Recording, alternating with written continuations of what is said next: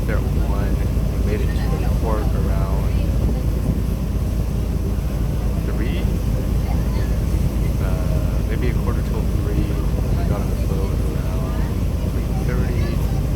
And I want to say it's now around 5:30 p.m.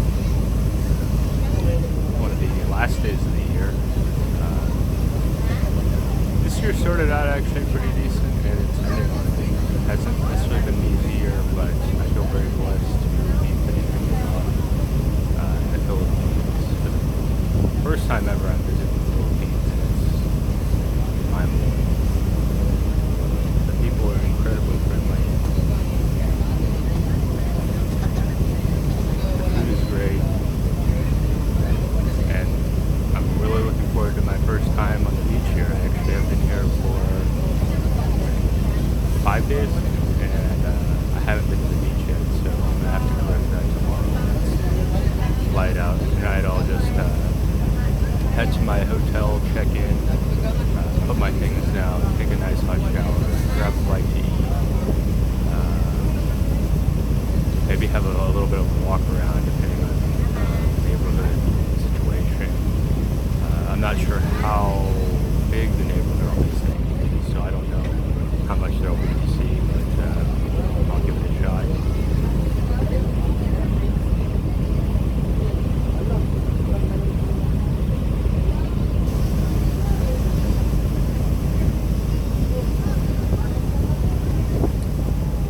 Kind of mentioning a little bit about the prices. I want to say I paid about 600 pesos, Filipino pesos, to get from Guinsiliban Mall to Diadema to the port.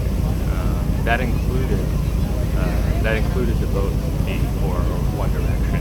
So essentially, when we got to the port, I paid 600 pesos to the driver's assistant, and then he gave me a ticket for the ferry. This also included the port fee of 15 pesos. This was included in the 600. And so I presume that to get back to Camiguin Island, I will pay 600 pesos as a combination of the boat fee and the shuttle trip.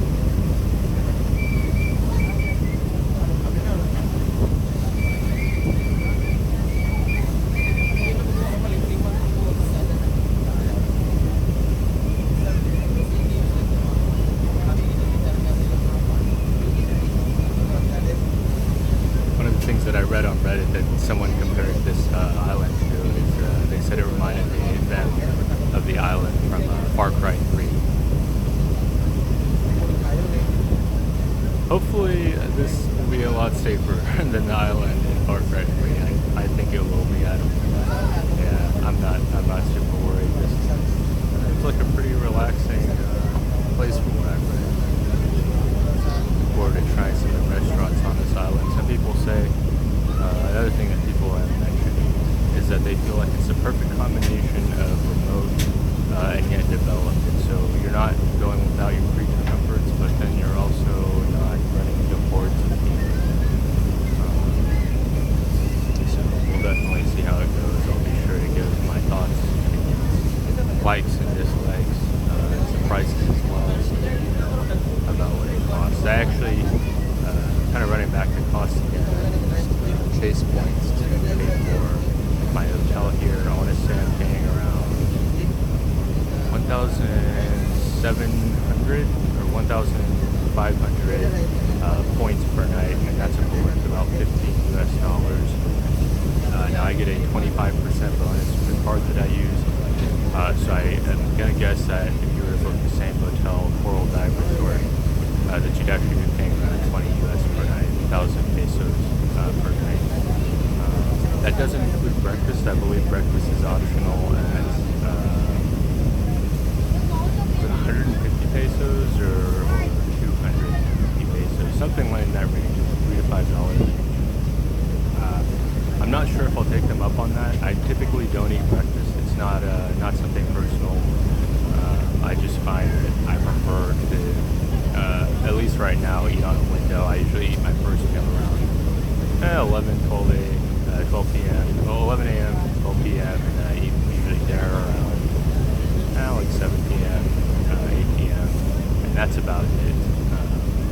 much as I love certain breakfast foods, I find that I just don't have much appetite for to have a cup of coffee. Now, I will say if I've been going lower on the amounts of eating I've been doing for a couple days in a row, then I may actually offer breakfast foods. It's really, I just listen to my body. You know, I don't feel guilty if I don't eat. I try not to feel guilty if I do have some sweets here in the Philippines.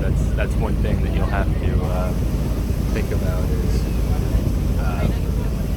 what you're gonna have to eat here in the Philippines. And I found the food to be great actually. A lot of people warn me, you know, be careful as far as there's a lot of foods that are high in dietary fat, high in sugar, high in salt, these types of things. But I've actually found most of what I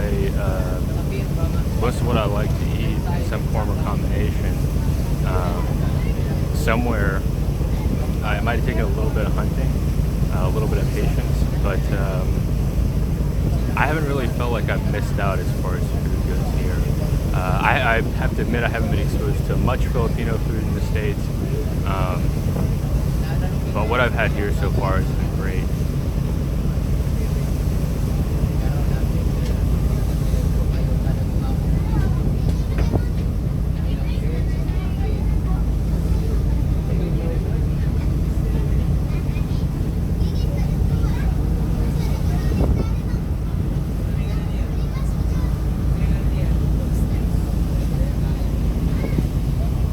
I'm not sure what the excursions will cost. I assume there's going to be some kind of fee to rent the necessary gear to perhaps go like snorkeling. I'm not sure if cabs are more expensive here. I'm going to guess that gasoline costs more, so that transportation is going to cost a bit more. That's assuming that they have to essentially truck or boat those in. I don't know how they truck them in, but assuming that they have to transport fuel by boat. These costs will be a bit higher. The hotels were reasonable. The hotels cost about the same. The hotel cost me about the same as I was paying in Cagayan de Oro, which was actually really cool because I'm used to, especially in the States, islands being pretty pricey. I mean, I haven't been to Hawaii, but they're the first set of islands that comes to mind when I think of American islands, U.S. islands, and it's, from what I've heard, pretty expensive to visit Hawaii. So I'm really looking forward. That's a big appeal to me about the Philippines, is having these types of tropical vacations while being away from immediately familiar culture and doing so on a budget. I really appreciate you guys joining me for this.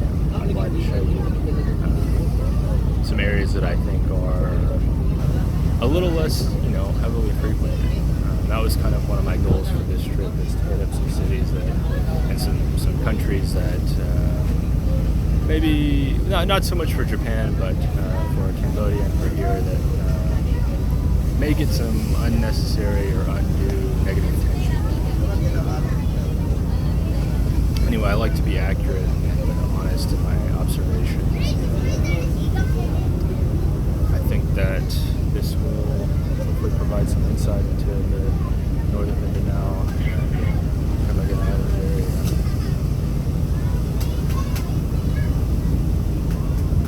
One kind of concern that I suppose some people have is drawing attention to it and contributing to over-tourism. But I spoke with my friend Zai, and Zai has some friends that have a small resort here, and they said it doesn't bother them. They said they need the money, and they would love for more people to enjoy the Philippines and to see what it has to offer, and to get away from, you know, the beaten path of places like Palawan, Boracay, Puerto Princesa, El Nido.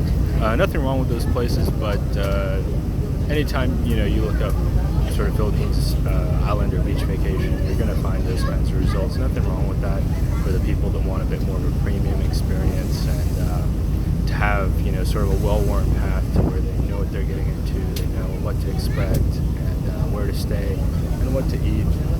But not all travelers are looking for that type of experience. Yeah, so like I said, this trip kind of going off the beaten path with Japan, with Cagayan de Oro, and then later when I get to Japan in a couple of weeks, I'll be going to the sort of I have to say I'm contradicting myself here. I'm going to be going to Osaka and Kyoto for a total of about a week, but then my second week in Japan, I'll actually go to the island my grandmother's from, Kyushu, and I'll be visiting cities like Fukuoka and Beppu, where she's originally from. And that's really exciting because I've never been to Japan before, and I'll get to see my grandma's hometown. Fortunately, she can't join me because she's almost 90 and doesn't want to travel outside the country. I don't blame her. It's a lot of stress. It's not cheap.